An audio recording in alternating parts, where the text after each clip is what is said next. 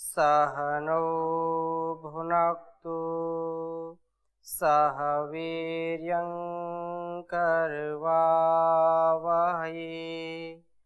तेजस्विनावधीतमस्तु मा विद्विषावहै। ओम शांति शांति शांति। वैदिक जीवन पद्धति की इस कक्षा में आप सबका हार्दिक स्वागत है, अभिनंदन है। ब्रह्म यज्ञ का विषय चल रहा है। पंच महायज्ञों का जो विधान है, जो ऋषियों की परंपरा में बहुत महत्वपूर्ण परंपरा पंच महायज्ञों की रही है, उसमें ब्रह्म यज्ञ अर्थात ईश्वर उपासना संध्योपासना के नाम से जाना जाता है और इसके विषय में लगातार कई कक्षाओं में चर्चाएं हुई हैं। पुनरपि कुछ महर्षि मनु के द्वारा बताए गए इस संदर्भ में कुछ श्लोकों का और हम स्वाध्याय करेंगे, क्योंकि संध्या बहुत ही उत्तम है। संध्या करने से हमारे अंदर अनंत सामर्थ्य आता है और उस सामर्थ्य से हमारा जीवन जगमग हो जाता है, अंधकार छट जाता है, सारे विकार नष्ट हो जाते हैं, सारे कष्ट नष्ट हो जाते हैं। तो हम संध्या का अपने स्वभाव में आधान करें, जिससे हमारा जीवन महान बनेगा। जो संध्या प्रभात में और सायं में करता है वह व्यक्ति सदैव प्रसन्न रहता है। जैसा कि पिछली कक्षाओं में भी महर्षि मनु के इस श्लोक को हमने पढ़ा था, ऋषियो दीर्घ संध्यत्वा दीर्घम आयु अवाप्नुयुः प्रज्ञाम यज्ञश्च कीर्तिंच ब्रह्म वर्चस्मेव च। अर्थात जो लंबी आयु, बुद्धि, यश, प्रसिद्धि और ब्रह्म तेज है, आत्मिक जो ऊर्जा है, उसको प्राप्त किया है ऋषियों ने। इसलिए यह अति उत्तम कार्य है और उत्थाय आवश्यकम कृत्वा कृत शौच समाहितः पूर्वाम संध्याम जपन तिष्ठत स्वकाले च पराम चिरम। बहुत सुंदर बात कही है कि ब्रह्म मुहूर्त में उठ करके हमको आवश्यक कार्यों से निवृत्त होकर के, दैनिक नित्य कर्मों से निवृत्त होकर के, शौच आदि कार्यों को करके, कृत शौचः स्नान आदि के द्वारा शरीर को स्वच्छ पवित्र बना करके, समाहित होकर के, एकाग्रचित होकर के संध्या प्रातःकालीन की करनी चाहिए। जप सहित करना चाहिए। गायत्री का, उस सावित्री का हम जप करेंगे, अर्थ सहित जपा हुआ अर्थ जो हम बार बार चिंतन में लाते हैं, उससे हमारे विचार दिव्य हो जाते हैं और व्यक्ति का जैसा विचार होता है उसका वैसा ही व्यवहार हो जाता है। अतः यह परम आवश्यक है कि हम अपने कुसंस्कार को बदलें। अपने व्यवहार के द्वारा हम अपने सुसंस्कारों को जागृत कर सकते हैं। अपने किए हुए सदकर्मों से हम महानतम जीवन को प्राप्त कर सकते हैं।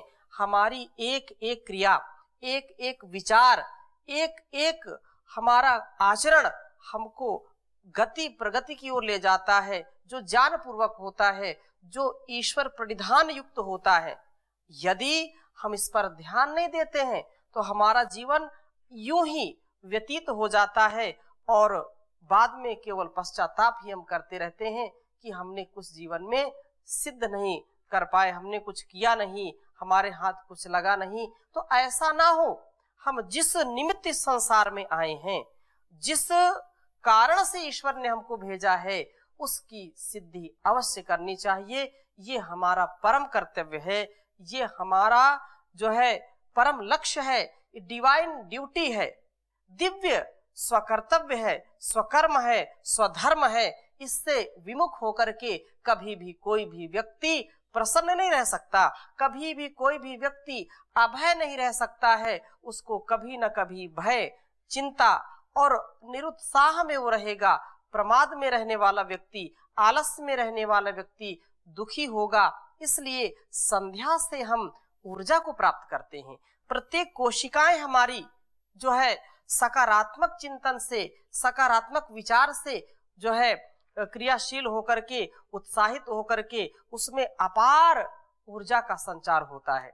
यह परम आवश्यक है। इसलिए ये बात यहाँ पर कही है महर्षि मनु ने कि निश्चित रूप से प्रत्येक व्यक्ति का ये कार्य है, प्रत्येक अध्यात्म मार्ग में चलने वाले का ये उत्तरदायित्व है कि उस परम पिता परमेश्वर का, जिसने इस संसार में हमको भेजा, हमको यह चोला दिया है, तो क्या हम उसके लिए थोड़ा समय नहीं निकाल सकते? अवश्य निकाल सकते हैं। उसके लिए हमारा जो भी जितना समय निकाल सके निकाल करके यह संध्या का कार्य जरूर करना चाहिए। ब्रह्म मुहूर्त में, क्योंकि यह प्रसिद्ध एक श्लोक है, ब्राह्मे मुहूर्ते बुद्धेत धर्म आर्थौ चानु चिंतयेत काय क्लेशाश्च तन्मूलान वेद तत्वार्थमेव च। वेद तत्व का चिंतन करना चाहिए। संध्या जो स्वाध्याय है वो भी संध्या नाम से जाना जाता है। स्वाध्याय यदि हम करेंगे तो उसमें भी हमारी गति होती, प्रगति होती है। स्वाध्याय से हमारे जो कष्ट है, क्लेश है, दुर्विचार है, दुर्व्यवहार है, कुसंस्कार है, वो भी सारे धीरे धीरे छट जाते हैं। इसलिए स्वाध्याय के लिए बहुत जो है प्रेरणा की गई है कि स्वाध्याय मां प्रमदितव्यम, कभी भी प्रमाद नहीं करना चाहिए, कभी भी इससे हटना नहीं चाहिए। निश्चित रूप से ऐसा जो व्यक्ति होगा वह संध्या जरूर करेगा, और संध्या करने वाला व्यक्ति कभी भी आत्महीनता को नहीं प्राप्त होता है, कभी भी वह जो है मिथ्या भाषण नहीं करता है, कभी भी अभद्र व्यवहार नहीं करता है। उसके अंदर का जो देवत्व है वो जागृत हो जाता है, उसके अंदर का जो वैभव है, जो ऐश्वर्य है, वो उसी में सदा रमण करता रहता है। इसलिए संध्या अवश्य करनी चाहिए। संसार का जो सुख वैभव है ये तो सब यहीं पर रह जाएगा। धन धरा के बीच ही सारा धरा रह जाएगा, पशु भी बंधे रह जाएंगे जब कूच का वक्त आएगा। नारी भी जो तेरी पत्नी है, पत्नी भी तेरा साथ देगी गृह द्वार तक, मित्रगण मरघट के आगे मुंह नहीं दिखलाएंगे। देह भी तेरी यूं ही चिता में जल भुन जाएगी, बाद में एक तेरा सच्चा सखा धर्म ही रह जाएगा। जो हमारा स्वकर्तव्य है, जो हमारा स्वधर्म है, वही हमारा स्वकर्म स्वधर्म हमारे साथ जाने वाला है।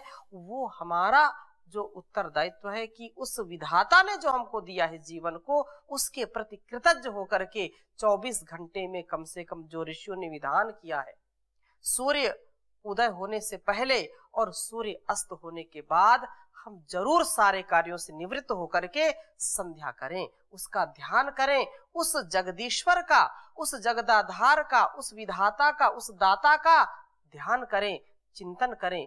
वह बहुत ही महान है। उसके चिंतन करने से हमारे जो भी अपमान है, जो भी अज्ञान है, वो सारे नष्ट हो जाते हैं।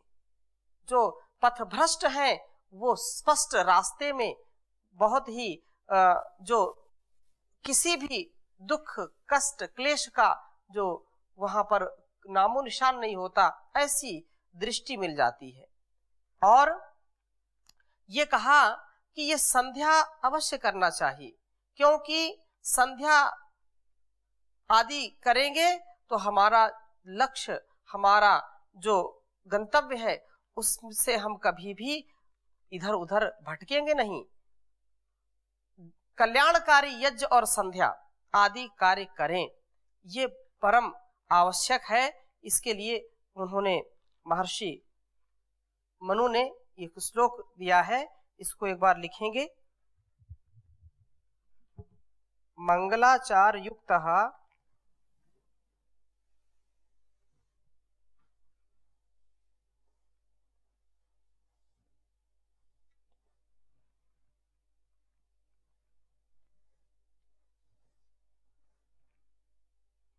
मंगला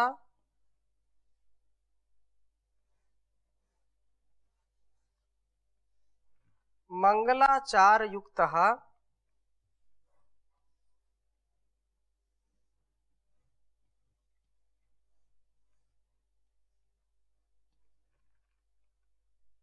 स्यात् प्रयतात्मा जितेन्द्रियः।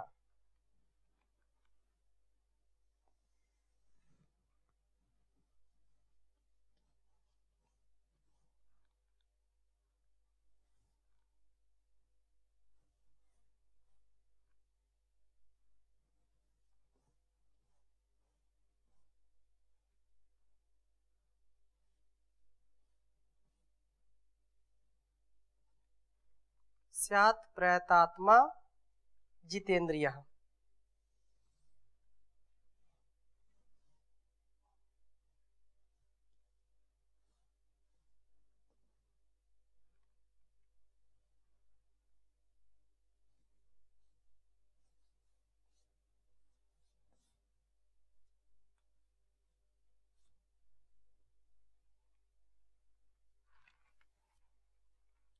जपेच्च जुह्याच्चैव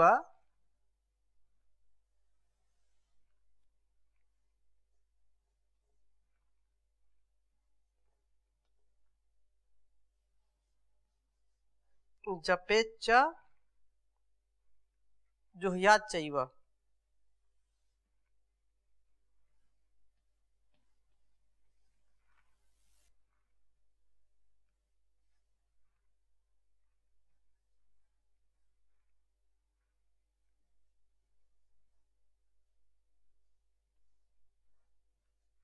जुह्याच्चैव नित्यम् अग्निम् अतन्द्रितः।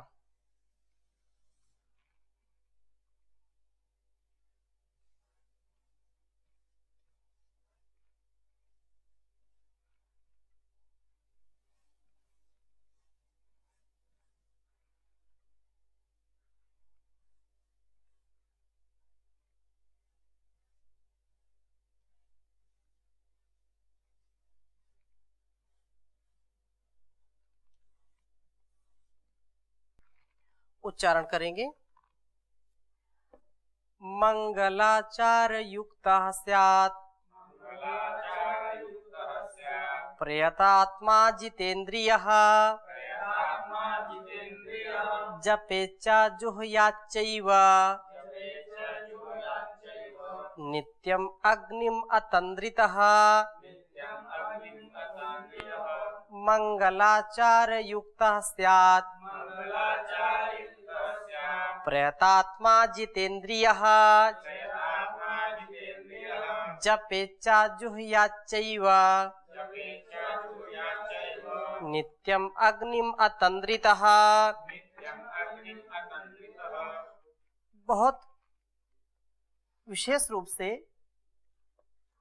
यहाँ पर कहा कि मंगलाचार युक्तः, जो मंगलाचार मनुष्य सदा मंगल आचार युक्तः, मंगल आचरण करने वाला हो, कल्याणकारी आचरण करने वाला हो, और वो ऐसा करता है तो मंगल से हमारा जीवन परिपूर्ण हो जाए।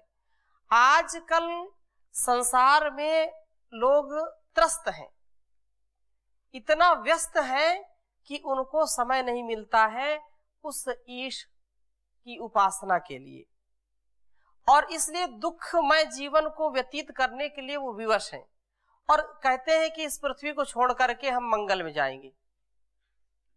मंगल ग्रह में लोग जो है कब्जा अलग अलग देशों के लोग कर रहे हैं।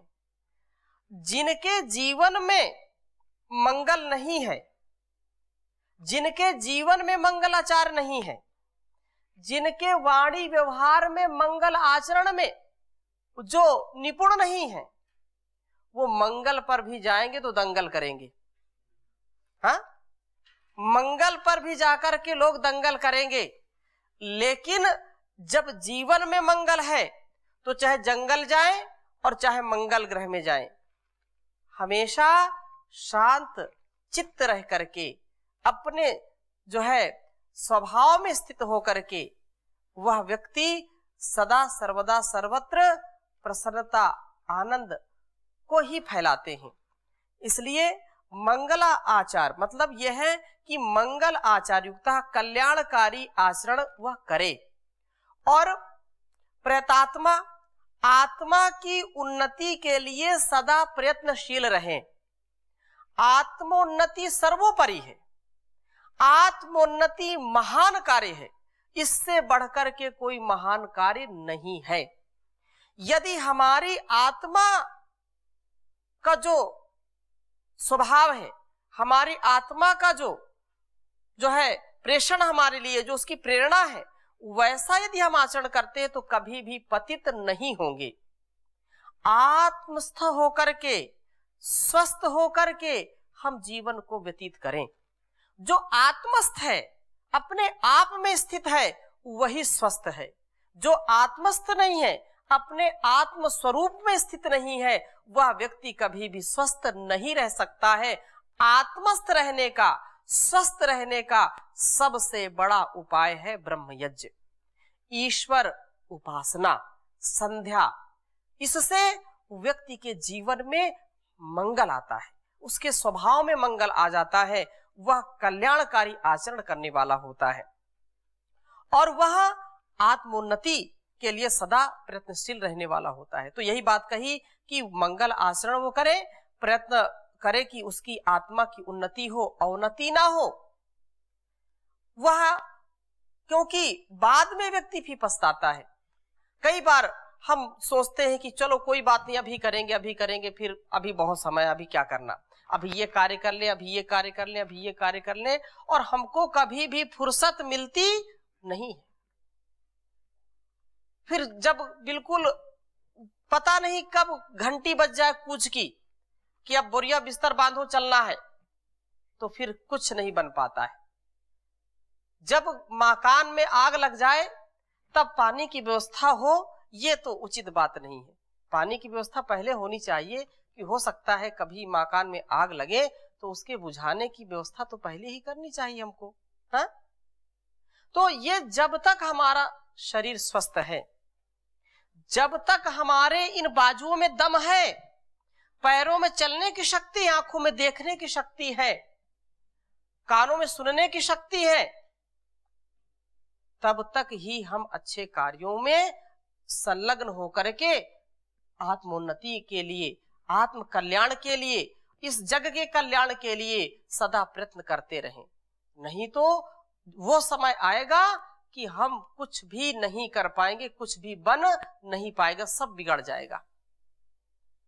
आज भर्तृहरि लिखते हैं, यावा स्वास्थ्यमिदं शरीरमरुजं यावा जरा दूरतो यावा चेन्द्रिय शक्तिरा प्रतिहता याव क्षयो नायुषा आत्मा श्रेयसि तावदेव विदुषा कार्यः प्रयत्नो महान् संदीप्ते भवने तु कूप खननम प्रद्युद्यमः कीदृशः प्रद्युद्यमः कीदृशा।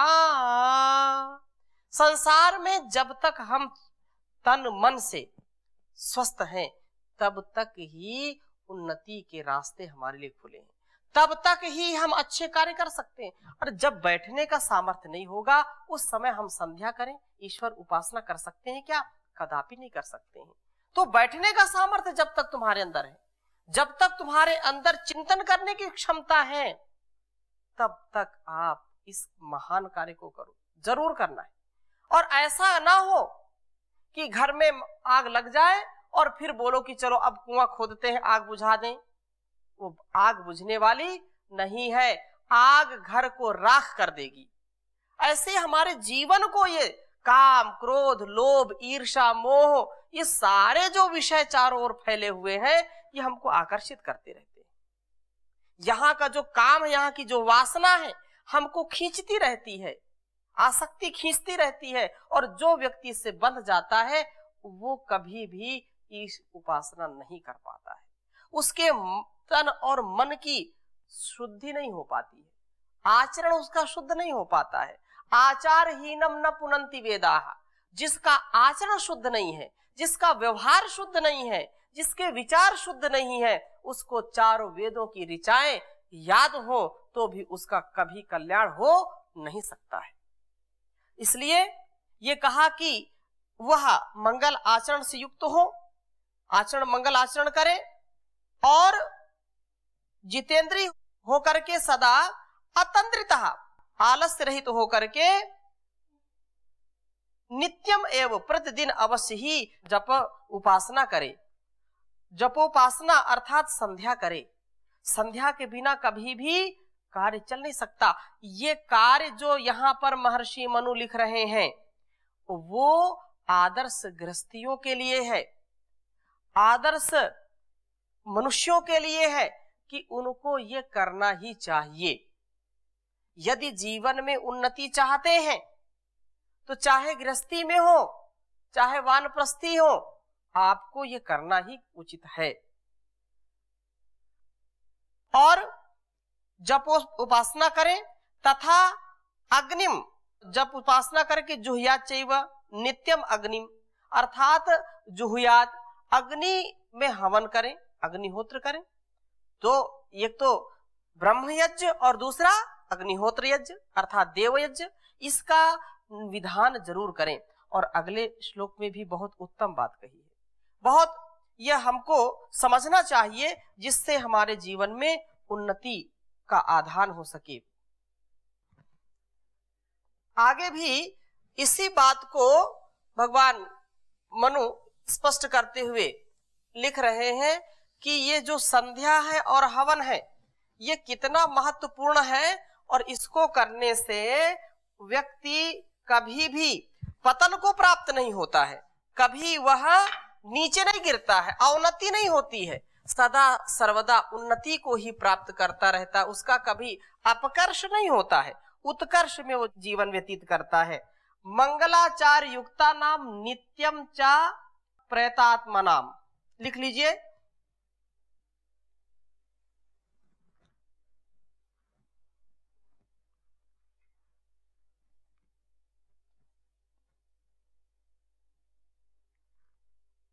मंगलाचार युक्ता नाम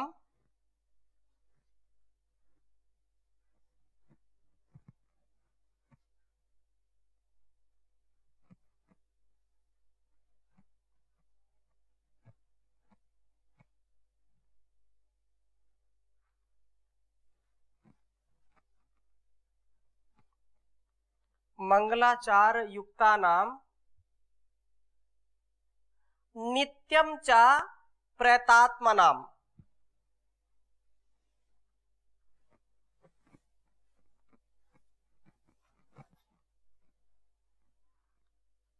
नित्यम च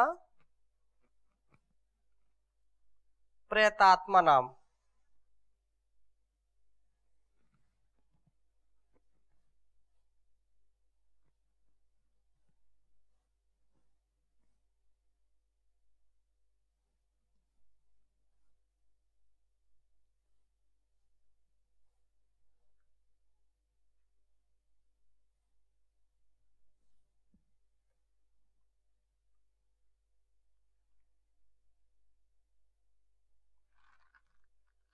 जपताम जुहुवताम चैव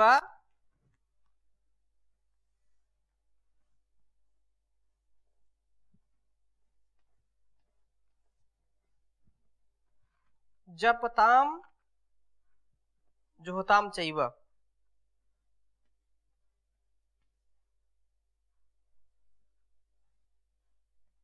जुह्वताम जुह्वताम चैव।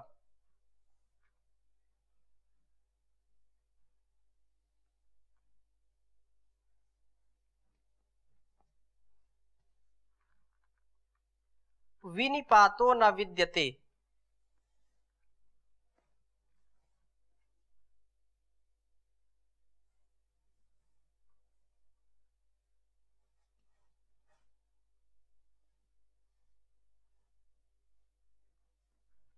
विनिपातो न विद्यते।